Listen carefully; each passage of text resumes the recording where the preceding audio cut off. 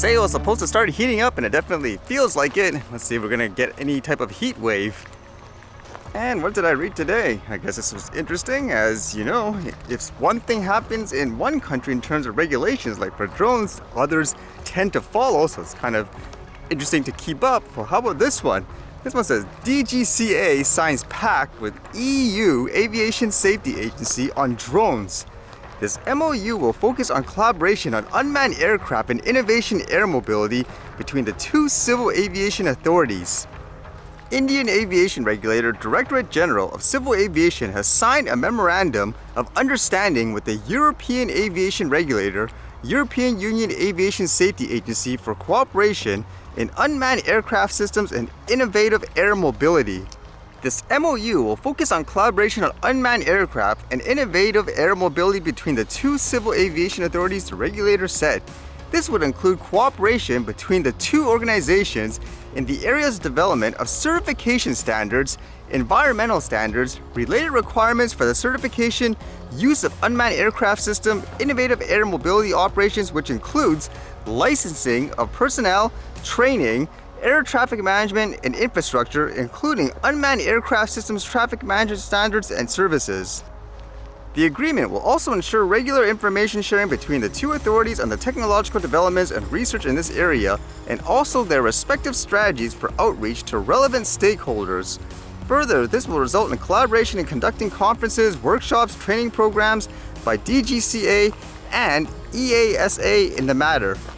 Yeah, it's one of those things again where a lot of people would say, who cares, this is just happening in their country, not mine. But as you can see, in a lot of cases, they work together. So if you basically approve of what's going on in your area, I guess, then more than likely others will kind of follow suit. Some of them even get lazy, I would say anyways, like, oh, we don't bother to do our own research and so forth, just copy what they do. And again, that's why it's good to stay updated on what's happening around the world. And I guess with that in mind, how about this one in terms of drones? Apparently it says here, the US Air Force plot to unleash 1,000 AI, quote, loyal drone fighters that can't refuse orders and cheaper than normal jets. The unmanned fighter aircraft are expected to be nimbler and cheaper than traditional manned fighter jets, Telegraph reported. The U.S. Defense Advanced Research Projects Agency brought on 8 teams of coders to develop the first ever dogfighting AI under the auspices of the Alpha Dogfight project back in 2019.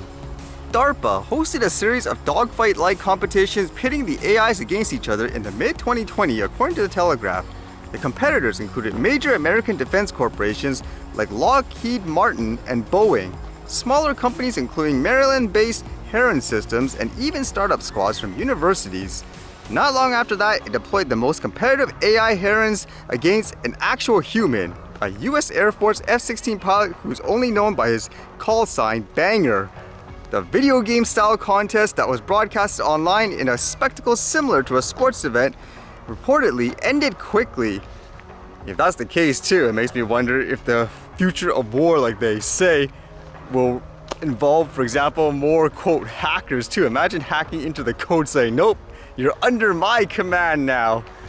And from the sounds of it too, it doesn't sound like they're going to completely replace a human operator. It's more kind of, as they imply, a supplement to, I guess, fly with them in the mission. Funny enough, they mentioned video games. It almost sounds like a video game where you play those airplane games, for example, and you go around shooting other spaceships, and then you get these power-ups and these other things appear around you to help you shoot the planes or objects as well. That's what it sounds like anyways. Either way, this is the way of the future, I guess. And then I thought this was interesting, as recently here, Canada introduced a bill that would actually force platforms like Facebook and Google to pay money for linking to news sites, and because of that, they say they're going to ban Canadian news media, I guess, from their sites. And it's kind of interesting because one of the media sources, they're kind of saying they see the effects right now and they're telling people how to find them. It's kind of interesting because this one says, Canadian news is starting to vanish from Instagram. Google is next. Here's how to find CBC as that happens. So by the looks of it, he's showing you, for example, this person screenshots of what it looks like when you go to basically, let's just say, their CBC News.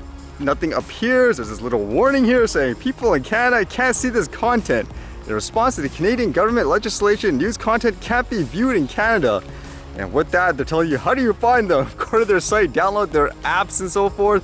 I actually don't know many people who watch mainstream media the traditional way really regularly anyway, so it'll be interesting to see here whether or not they will just, I guess, struggle even more.